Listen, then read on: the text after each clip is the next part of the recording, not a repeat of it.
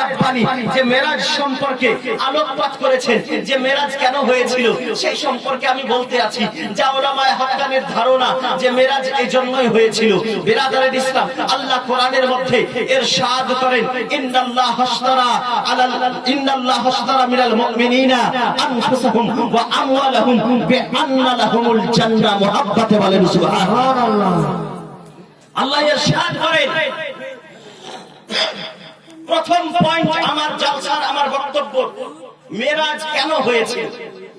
দ্বিতীয় পয়েন্টে থাকবে যে আমার নবী মুস্তাফা সাল্লাল্লাহু আলাইহি ওয়াসাল্লাম যে মেরাজে গেলেন তো কিভাবে গেলেন। তৃতীয় নম্বরে থাকবে যে আমার নবী মুস্তাফা সরাসরি আল্লাহকে দেখেছেন না দেখেনি। এই প্রশ্নটি, তিনটি প্রশ্ন হাদিস ও কোরআনের আলোকে বলার পরে ইনশাআল্লাহ আমার বক্তব্য এটি করব। প্রথম পয়েন্টের কথা, মেরাজ কেন হয়েছিল। আল্লাহ কোরআনের মধ্যে ইরশাদ করেন, ইন্নাল্লাহা আশতারা মিনাল মুমিনিনা আনফুসাহুম ওয়া আমওয়ালাহুম বিআন্না লাহুমুল জান্নাহ। আল্লাহ ইরশাদ করেন যে নিশ্চয় আল্লাহ তাবারক ওয়া তাআলা কিনে নিয়েছেন, ক্রয় করেছেন। কার কাছ থেকে? মুমিনের কাছ থেকে। কি কিনেছেন? তার মাল এবং তার জানের পরিবর্তে কিনে দিয়েছেন তাকে জান্নাত। মুহাব্বতে বলেন সুবহানাল্লাহ। যারা মুমিন ব্যক্তি তাদের কাছে আল্লাহ জান এবং তার সম্পত্তিটা কিনে নিয়েছে। কিনার পরিবর্তে কি দিয়েছে? জান্নাত দিয়েছে। মুমিনকে জান্নাত দিবে তার জান এবং তার মালের পরিবর্তে। এটা আমি বলি নাই, কোরআন পাকের মধ্যে 11 পারার মধ্যে লিপিবদ্ধ রয়েছে। কোরআন বলছে যে আল্লাহ মুমিনের জান এবং মালকে কিনে নিয়েছে। বিরাদারে ইসলাম, মুমিনদের জান আর মালকে কিনে নেওয়া জান্নাতের পরিবর্তে। কিন্তু আমরা জানি যখন কোন জিনিস আমরা বিক্রয় করি, একজন কিন্তু উকিল রাখি, সাক্ষী রাখি। সাক্ষী রাখি না বাবা?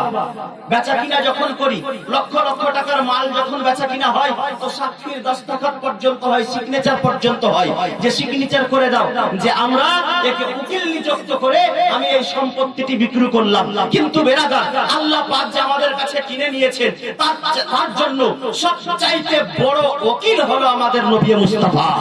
বড় উকিল, বড় সাক্ষী হচ্ছে আমাদের, সবচাইতে উকিলে আযম হচ্ছে আমার নবী মুস্তাফা। বিরাদারে ইসলাম, যারা বিক্রয় করে তার টাকা পয়সাও দেখে, যারা ক্রয় করে তার টাকা পয়সাও দেখে, যারা বিক্রয় করে তার সম্পত্তিও দেখে। আমার নবী মুস্তাফা দুনিয়ায় এসে বিরাদারে ইসলাম যে জান এবং মালের পরিবর্তে আল্লাহ আমাদেরকে জান্নাত দান করবে, যে জানের পরিবর্তে আল্লাহ আমাদেরকে জান্নাত দিয়েছেন, সেই জানখানা, সেই মালখানা আল্লাহ তাবারক ওয়া তাআলা নবী মুস্তাফা দুনিয়ায় এসে আমাদের কাছে তো দেখেছেন, কিন্তু তার পরিবর্তে যে জান্নাত দান করা হবে, উলামায়ে হাক্কানি, উলামায়ে রাব্বানী ইরশাদ করতে আছেন আল্লাহ তাবারক ওয়া তাআলা নিজের মাহবুবে পাক সাহেবে লাউলাকে মেরাজের রাত্রিতে জান্নাতের দর্শন করিয়ে বলে দিয়েছেন, এ আমার প্রিয়তম হাবিব, তোমার উম্মতের, তোমার গুনাহগার উম্মতের জান এবং মালের পরিবর্তে আমি তাদেরকে জান্নাত দান করব। তাদের জান এবং মালকে আমি কিনে নিয়েছি জান্নাতের বিনিময়ে। সেই জান্নাত তুমি জান এবং মাল তো দেখেছো, চলে এসে আমার দরবারে এসে সেই জান এবং মালের পরিবর্তে যে তারা জান্নাত কিনে নিয়েছে সেই জান্নাতের পরিদর্শন করে নাও। জান্নাত দেখানোর জন্য আল্লাহ পাক মেরাজের রাত্রিতে নবী মুস্তাফাকে আকাশের ঊর্ধ্বে নিয়ে গিয়ে মেরাজ করিয়েছেন। মুহাব্বতে বলেন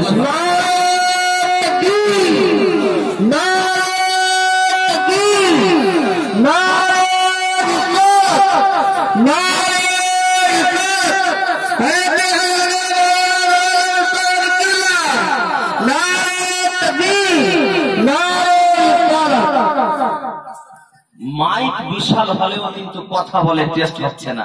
মাইক সেটিং এর হয়তো একটু দুর্বলতা আছে। ভাই রাগ করিও না, আমি বাবা কিন্তু কালিয়াচকে থাকি, আর কালিয়াচকের মাইক সেটিং এত স্পেশাল হয় যা বলার না, কিন্তু ভাড়াও খুব বেশি নেই। যাই হোক বেরাদার, যে রকমই থাক, যখন এসছি আপনাদেরকে যা শোনাবার তা শুনিয়ে যাব ইনশাআল্লাহ। যারা চলে যাওয়ার তারা তো চলে গেলেন, যারা আছেন স্থির ভাবে বসে থাকেন। আমি বলতেছিলাম মেরাজ কেন হয়েছিল। পয়েন্টের কথা বাবা জেনে রাখেন, শুনে রাখেন, কাজে আসবে, অবশ্যই কাজে আসবে। আমার নবী মুস্তাফা সাল্লাল্লাহু আলাইহি ওয়াসাল্লাম এক রাত্রিতে আরাম করতেছেন। দ্বিতীয় কারণ মেরাজ কেন হয়েছিল, মেরাজ হওয়ার কারণ দ্বিতীয় কারণ ওলামায়ে হাক্কানি ওলামায়ে রাব্বানী ইরশাদ করছেন যে আমার নবী মুস্তাফা এক রাত্রিতে আরাম করতেছিলেন, বিছানায় আরাম করতে আছেন। বেরাদারে ইসলাম, এই আরামের সময় হযরতে জিবরাইল আমিনের আগমন ঘটলো। হযরতে জিবরাইল আমিন আমার নবী মুস্তাফাকে নিয়ে মক্কার একটি ফাঁকা খোলা ময়দানে নিয়ে গেলেন। খোলা ময়দানে নিয়ে যাওয়ার পরে আমার নবী মুস্তাফাকে দর্শন করাচ্ছেন, দেখিয়ে দিচ্ছেন তার উম্মতের গুনাহ। আমাদের মতো পাপী তাপী বান্দাদের গুনাহকে হযরতে জিবরাইল আমিন নবী মুস্তাফাকে দেখিয়ে দিচ্ছেন। বেরাদারে ইসলাম, আমার নবী মুস্তাফা নিজের উম্মতের গুনাহ দেখতে পাচ্ছেন যে আমার উম্মতেরা কাল কিয়ামত পর্যন্ত যত উম্মতি হবে সকল উম্মতের গুনাহ কত বেশি রয়েছে।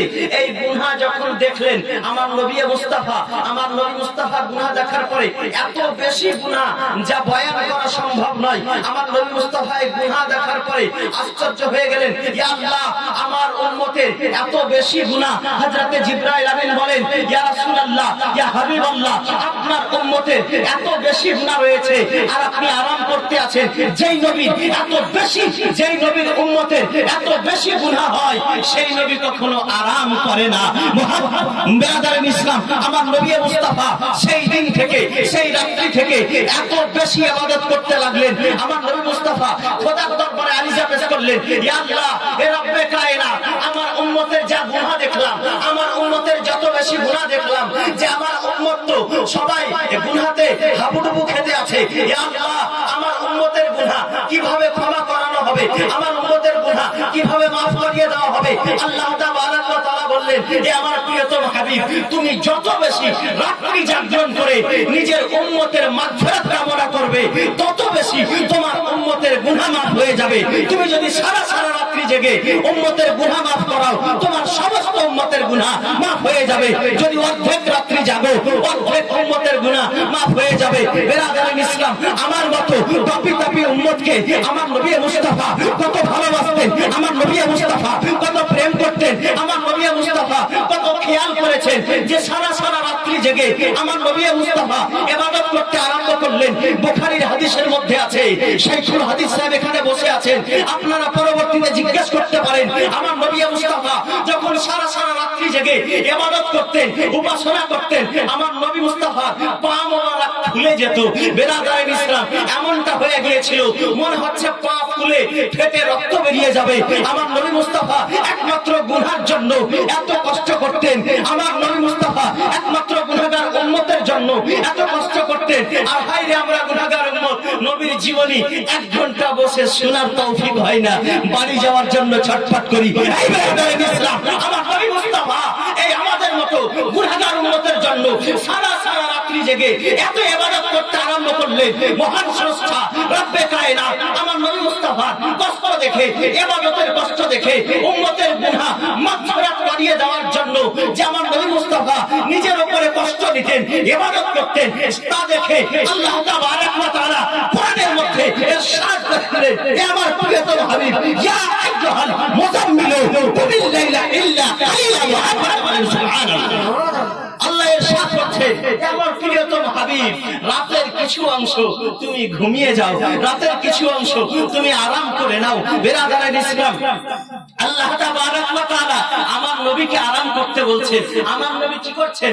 আমাদের মতো গুনাহগার উম্মতের জন্য কষ্ট করছেন, ইবাদত করছেন, দাঁড়িয়ে জেগে আল্লাহর ইবাদত করতে আছেন, আর রাত্রি জেগে দোয়া করতে আছেন, হে আল্লাহ আমার গুনাহগার উম্মতের গুনাহকে তুমি মাফ করে দাও, হে আল্লাহ আমার গুনাহগার উম্মতের গুনাহকে তুমি ক্ষমা করে দাও। বেরাদারে ইসলাম, আমার নবী মুস্তাফা রাত্রি জেগে ইবাদত করছেন আর আল্লাহর দরবারে দোয়া করছেন। যখন পা ফুলে গেছে আল্লাহ বলেন, হে আমার প্রিয়তম হাবিব, কিছু রাত্রি জাগরণ করো আর কিছু রাত্রি তুমি ইবাদত করো আর কিছু রাত্রি আরাম করে নাও। বেরাদারে ইসলাম, কিন্তু আমার নবী মুস্তাফা আরাম করতেছেন না, ইবাদত করতে আছেন। বেরাদারে ইসলাম, আমার নবী মুস্তাফা ইরশাদ করছেন, ইয়া আল্লাহ আমি তো আরাম করে নিব, কিন্তু আমাকে মক্কার ময়দানে নিয়ে গিয়ে যে আমার উম্মতের গুনাহ দেখিয়েছে, যখন আমার উম্মতের খেয়াল আছে, যখন আমার উম্মতের স্মরণ আছে, যখন আমার উম্মতের গুনাহ আমার চোখের সামনে ভেসে আছে, আমার আরাম হারাম হয়ে যায়, আমি আরাম করতে পারি না।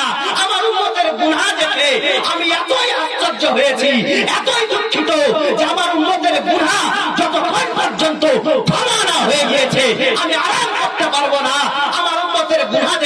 আমার ঘুম আসে না, তার জন্য আমি ইবাদত করতে আছি মুহাম্মদে। আমার নবী মুস্তাফা এই কাণ্ড দেখে আল্লাহ তাবারক ওয়া তাআলা জিবরাইল আমিনকে বললেন, এ জিবরাইল যাও,